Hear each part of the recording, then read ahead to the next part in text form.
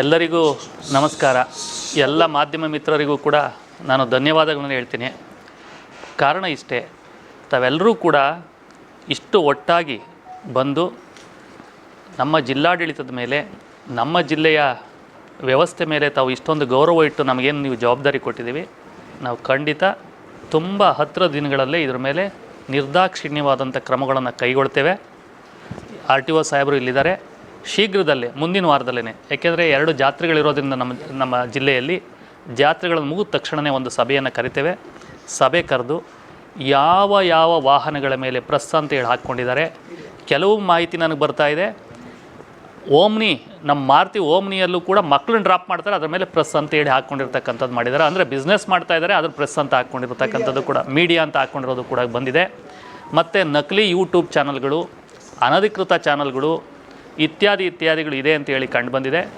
ನಮ್ಮ ಧನಂಜಯ ಅವರು, ನಮ್ಮ ವಾರ್ತಾ ಇಲಾಖೆ ಅಧಿಕಾರಿಯಿಂದ ನಾನೊಂದು 15-20 ದಿವಸದಲ್ಲಿ ಮಾಹಿತಿನ ತರಿಸ್ಕೊಂಡು ಈ ತಿಂಗಳ ಅಂತ್ಯದಲ್ಲಿ ಅವೆಲ್ಲವನ್ನು ಕೂಡ ರದ್ದುಪಡಿಸ್ತೀವಿ. ರದ್ದುಪಡಿಸೋದಷ್ಟೇ ಅಲ್ಲದೆ ಅವ್ರ ಮೇಲೆ ನಿರ್ದಾಕ್ಷಿಣ್ಯವಾದಂಥ ಕಾನೂನು ಕ್ರಮವನ್ನು ಪೊಲೀಸ್ ವ್ಯವಸ್ಥೆಯಲ್ಲೂ ಕೂಡ ನಾವು ಕೈಗೊಳ್ತೇವೆ. ಅದಲ್ಲದೆ ತಮಗೂ ಯಾವುದಾದ್ರೂ ಈ ಥರ ಅನಧಿಕೃತವಾಗಿ ಈ ರೀತಿ ಮಾಹಿತಿ ಇದೆ ಅಂತ ನೀವು ನಮಗೆ ಕೊಟ್ಟರೆ, ಅನ್ಅಫಿಷಿಯಲಾಗಿ ಕೊಟ್ಟರೂ ಕೂಡ ನಂತರ ನಾವು ಕ್ರಮವನ್ನು ಯಾವುದೇ ಮುಲಾಜಿಲ್ಲದೆ ತೆಗೆದುಕೊಳ್ತೇವೆ. ಇದಲ್ಲದೆ ಶೀಘ್ರದಲ್ಲೇ ತಮ್ಮ ನೇತೃತ್ವದಲ್ಲಿ ನಮ್ಮ ಎಲ್ಲ ಅಧಿಕಾರಿ ಮಿತ್ರರನ್ನು ಸೇರಿ, ನಮ್ಮ RTO ಆಗ್ಬೋದು, ಕಾರ್ಪೊರೇಷನ್ ಆಗ್ಬೋದು, ಮತ್ತು ಇದು ದಾವಣಗೆರೆಗೆ ಸಿಟಿಗೆ ಅಷ್ಟೇ ಬರೋದಿಲ್ಲ, ನಮ್ಮ ತಹಶೀಲ್ದಾರು ಬರಬೇಕಾಗ್ತದೆ, ನಮ್ಮ ಅಸಿಸ್ಟೆಂಟ್ ಕಮಿಷನರ್ಸು ಬರಬೇಕಾಗ್ತದೆ. ಅವರನ್ನು ಕರೆದು ನಾನು ಶೀಘ್ರದಲ್ಲೇ ಒಂದು ದಿನಾಂಕ ನಿಗದಿ ಮಾಡಿ ಮೀಟಿಂಗನ್ನು ಮಾಡ್ತೇವೆ. ಜಿಲ್ಲಾ ಪಂಚಾಯಿತಿಯನ್ನು ಸೇರಿಕೊಂಡು ಮೀಟಿಂಗನ್ನು ನಾವು ಮಾಡ್ತೇವೆ. ಇದಲ್ಲದೆ ಯಾವ್ಯಾವುದು ಪತ್ರಿಕೆ ಈ ರೀತಿ ದೂರು ಇದೆ ಅಂತ ಹೇಳಿದ್ರೆ, ಈ ಕೆಲವು ಪತ್ರಿಕೆಗಳಿರ್ತವೆ. ನಾನು ಅಸಿಸ್ಟೆಂಟ್ ಕಮಿಷನರ್ ಇದ್ದಾಗ ಸುಮಾರು ಒಂದು 10-12 ನ್ಯೂಸ್ ಪೇಪರ್ಗಳನ್ನು ರಿಜಿಸ್ಟ್ರೇಷನನ್ನು ನಾನು ಕ್ಯಾನ್ಸಲ್ ಮಾಡಿದ್ದೆ. ನಮಗೆ ರಿಜಿಸ್ಟ್ರೇಷನ್ ಮಾಡ್ತಕ್ಕಂಥದ್ದು, ಡೆಲ್ಲಿ ಕಳಿಸ್ತಕ್ಕಂಥದ್ದು ನಮಗೆ ಪವರ್ಸ್ ಇರುತ್ತೆ,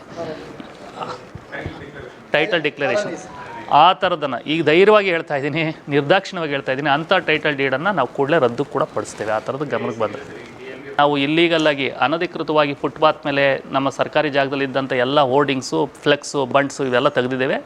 ನಾವು ಅನುಮತಿ ಕೊಡ್ತೇವೆ. ಅನುಮತಿ ತೆಗೆದುಕೊಂಡು ಹಾಕ್ಕೊಂಡ್ರೆ ನಮ್ಮದು ಯಾವುದೇ ಆಕ್ಷೇಪಣೆ ಇಲ್ಲ. ಈಗ ಇದಲ್ಲದೆ ಈ ಪಬ್ಲಿಕ್ ಡಿಸ್ಫಿಗರ್ಮೆಂಟ್ ಆ್ಯಕ್ಟ್ ಅಂತ ಒಂದಿದೆ ಸರ್ ಸರ್ಕಾರದಲ್ಲಿ. ಈ ಬಸ್ ಸ್ಟ್ಯಾಂಡ್ಗಳಲ್ಲಿ ನಮ್ಮದು ಸ್ಮಾರ್ಟ್ ಸಿಟಿಯಲ್ಲಿ ಆಗಿರ್ತಕ್ಕಂಥ ಬಸ್ ಸ್ಟ್ಯಾಂಡ್ ಆಗ್ಬೋದು, ಕಂಬಗಳಾಗ್ಬೋದು, ಸರ್ಕಲ್ಗಳಲ್ಲೆಲ್ಲ ಅನಧಿಕೃತವಾಗಿ ಕೆಲವು ಜಾಹೀರಾತುಗಳನ್ನು ಹಾಕ್ತಾಯಿದ್ದಾರೆ, ನಮ್ಮದು PG ಇತ್ಯಾದಿ ಅಂತ. ನಿಮ್ಮಿಂದ ಮಾಹಿತಿ ಹೋಗಲಿ ಸರ್, ನಾವು FIR ಅನ್ನು ಕೂಡ ಮುಂದಿನ ದಿನಗಳಲ್ಲಿ ಮಾಡ್ತೇವೆ ಅವ್ರ ಮೇಲೆ. ಈಗ ರೆಗ್ಯುಲರಾಗಿ ಅದನ್ನೇ ಹೇಳಿದ್ದು, ತಾವೆಲ್ಲರೂ ಕೂಡ ನಾನೀಗ ಹೇಳ್ತೇನೆ, ನಮ್ಮ ಧನಂಜಯ ಅವ್ರಿಗೆ ಹೇಳಿ ತಮ್ಮ ಹತ್ರ ಯಾರ್ಯಾರಿದ್ದಾರೆ, ಏನೇನು ಪತ್ರಿಕೆಗಳು ಅಂತೇಳಿ ನಾವು ಮಾಹಿತಿ ತರಿಸ್ಕೊಂಡು ನಾವು ID ಕಾರ್ಡನ್ನು ಕೊಡ್ತೇವೆ. ನಿಮಗೆ ಬೇಕಾದರೆ ಪ್ರೆಸ್ ಅಂತ ಹೇಳ್ತಕ್ಕಂಥದ್ದು ನಾವೇ ಸ್ಟಿಕ್ಕರನ್ನು ಕೊಡ್ತೀವಿ ಯೂನಿಫಾರ್ಮ್ ಆಗಿ. SP ಅವರನ್ನು ಸೇರಿ ಜೊತೆಯಲ್ಲಿ ಮೀಟಿಂಗ್ ಮಾಡೋಣ. ನಾವು 3 ಜನ ಏನಿದ್ದೇವೆ, ನಾವು ಹೊರಗಡೆಯವರು, SP ಅವರು, ಜಿಲ್ಲಾಧಿಕಾರಿಗಳು ಮತ್ತು CO, ನಾವು 3 ಜನ ಹೊರಗಡೆಯವರು ಇದ್ದೀವಿ. ನಮಗೆ ಈ ಜಿಲ್ಲೆಯ ಪಲ್ಸ್ ಗೊತ್ತಿಲ್ಲ. ಹಾಗಾಗಿ ಸನ್ಮಾನ್ಯ ಶಾಸಕರನ್ನು ನಾವು ಕರಿತೀವಿ.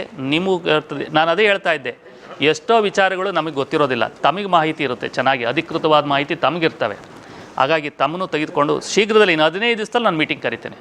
ನಾನು ಇಂಟರ್ನಲ್ಲೂ ಕೂಡ ನಮ್ಮ ಸಭೆಯನ್ನು ಮಾಡಿಕೊಂಡು, ನಮ್ಮ ಅಧಿಕಾರಿ ಕರೆದೆ, ನಾನು ಇಂಟರ್ನಲ್ ಸಭೆ ಮಾಡಿಕೊಂಡು ಈ ಜಾತ್ರೆಗಳೆಲ್ಲ ಮುಗಿಲಿ. ನಾವು ಕೂಡ CM ಸಾಹೇಬರು ಬರೋರು ಇದ್ದಾರೆ, ನಮ್ಮ ಮಿನಿಸ್ಟ್ರುಗಳು ಬರ್ತಾರೆ, ಜಾತ್ರೆಗಳು ಇದಕ್ಕೆಲ್ಲ ನಾನು ಬ್ಯುಸಿ ಇದ್ದೇನೆ. ಸೊ ಹಾಗಾಗಿ ಶಿವರಾತ್ರಿ ಆದ ನಂತರ ಒಂದು ಶೀಘ್ರ ಮೀಟಿಂಗ್ ಕರೆದು ಇತ್ಯರ್ಥಪಡಿಸೋಣ.